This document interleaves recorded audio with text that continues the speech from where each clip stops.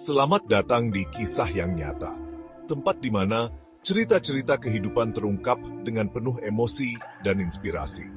Dari pengalaman tak terlupakan hingga perjuangan mengharukan, setiap episode akan membawa Anda ke dalam perjalanan yang penuh dengan pelajaran hidup sejati. Apakah Anda siap untuk mendengar kisah-kisah yang tidak hanya menggetarkan hati, tapi juga membuka mata? Ayo, mari kita mulai petualangan kita bersama di Kisah yang Nyata. Bismillahirrahmanirrahim. Assalamualaikum sahabat. Surat Al-Baqarah, surat terpanjang dalam Al-Quran, memberikan kita panduan hidup yang sangat mendalam. Ayat-ayat awalnya dari ayat 1 sampai 20 memberi kita dasar untuk memahami tujuan hidup. Ayat-ayat ini membagi manusia menjadi 3 golongan. Yang pertama, orang-orang yang beriman, kedua orang-orang yang kafir, dan ketiga orang-orang yang munafik.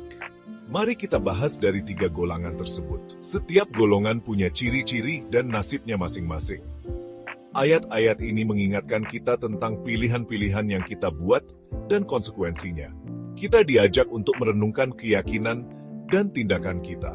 Dengan memahami ketiga golongan ini, kita bisa lebih memahami hidup kita sendiri dan dunia di sekitar kita.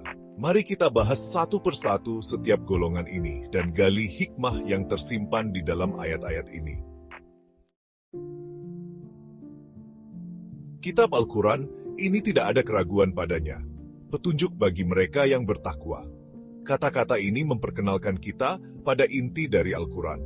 Al-Quran adalah kitab petunjuk, bebas dari keraguan, bagi mereka yang mencari petunjuk Allah. Petunjuk ini tidak hanya terbatas pada ritual ibadah, tapi mencakup semua aspek kehidupan. Yang pertama, kita bahas golongan orang-orang yang beriman mengakui Al-Quran sebagai wahyu ilahi. Mereka menjadikan Al-Quran sebagai pedoman, sumber kebahagiaan, dan pencerahan. Mereka berusaha untuk hidup sesuai dengan ajarannya, karena mereka tahu bahwa di dalamnya terdapat kunci menuju kehidupan yang bahagia. Siapakah orang-orang yang beriman? Mereka adalah orang-orang yang memiliki keyakinan yang teguh terhadap hal-hal yang gaib. Mereka percaya kepada Allah, malaikat-malaikatnya, kitab-kitabnya, rasul-rasulnya, dan hari kiamat. Keyakinan mereka bukanlah keyakinan buta, tetapi berdasarkan perenungan dan pemahaman. Orang-orang beriman membangun hubungan yang kuat dengan penciptanya melalui doa. Mereka memperhatikan setiap tindakan mereka, karena mereka tahu bahwa Allah selalu mengawasi. Mereka menunjukkan kerendahan hati, kebaikan, dan kasih sayang kepada orang lain.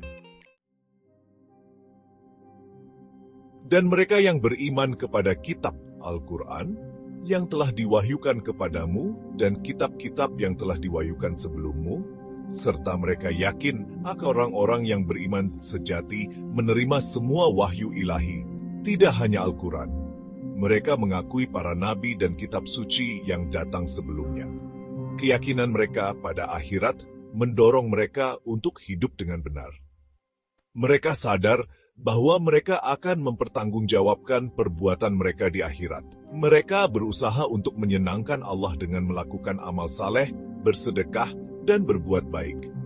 Iman mereka memotivasi mereka untuk menjadi pribadi yang terbaik, baik di dunia maupun di akhirat. Kedua, golongan orang-orang kafir. Orang yang kafir yang menolak kebenaran Al-Quran.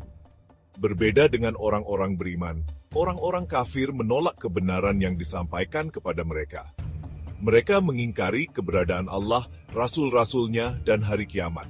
Hati mereka keras, dan mereka berpaling dari petunjuk.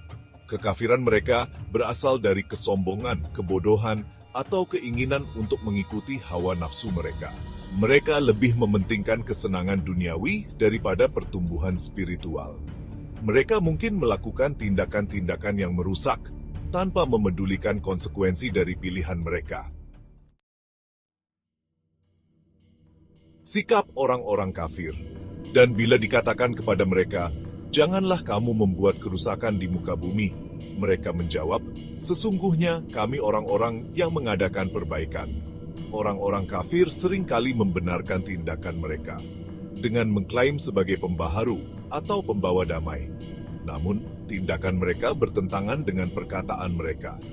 Mereka menyebarkan kerusakan, menabur perselisihan, dan menciptakan kekacauan di masyarakat. Penolakan mereka terhadap kebenaran membuat mereka buta terhadap konsekuensi dari tindakan mereka.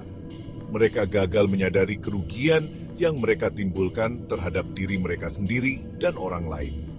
Jalan mereka mengarah pada kegelapan spiritual dan keterasingan dari rahmat Allah. Yang ketiga, golongan orang-orang munafik. Orang-orang munafik adalah golongan yang secara lahiriah mengaku beriman. Mereka sengaja melakukan tipu daya dan kemunafikan, menyimpan keraguan dan ketidaktulusan di dalam hati mereka. Mereka adalah ahli tipu daya, menampilkan diri sebagai orang saleh, padahal menyembunyikan niat sebenarnya. Mereka melakukan ibadah hanya untuk mendapatkan penerimaan sosial atau keuntungan materi, bukan karena keimanan yang tulus. Tindakan mereka didorong oleh kepentingan pribadi dan keinginan untuk memanipulasi orang lain. Orang-orang munafik itu seperti memakai topeng. Dan di antara manusia munafik ada yang berkata, "Kami beriman kepada Allah dan hari kemudian." Padahal mereka itu sesungguhnya bukan orang-orang yang beriman. Orang-orang munafik berbau dengan orang-orang beriman, sehingga sulit untuk mengetahui sifat asli mereka. Mereka mungkin mengucapkan kata-kata iman, tetapi hati mereka jauh dari Allah. Tindakan mereka bertentangan dengan ucapan mereka, yang menunjukkan kemunafikan mereka. Mereka dengan cepat mengkritik dan menghakimi orang lain, namun mengabaikan kekurangan mereka sendiri. Mereka menabur benih keraguan dan perselisihan di antara orang-orang beriman, mencoba untuk melemahkan iman mereka. Kemunafikan mereka akan mendapatkan kemurkaan Allah dan perhitungan yang berat di hari kiamat. Terima kasih sudah menyaksikan kisah inspiratif hari ini di Kisah yang Nyata. Jika cerita ini menyentuh hati Anda, jangan lupa untuk menekan tombol like, subscribe, untuk mengikuti lebih banyak kisah nyata yang tak kalah menarik, dan share video ini kepada teman-teman atau keluarga, agar mereka juga bisa merasakan pengalaman luar biasa ini.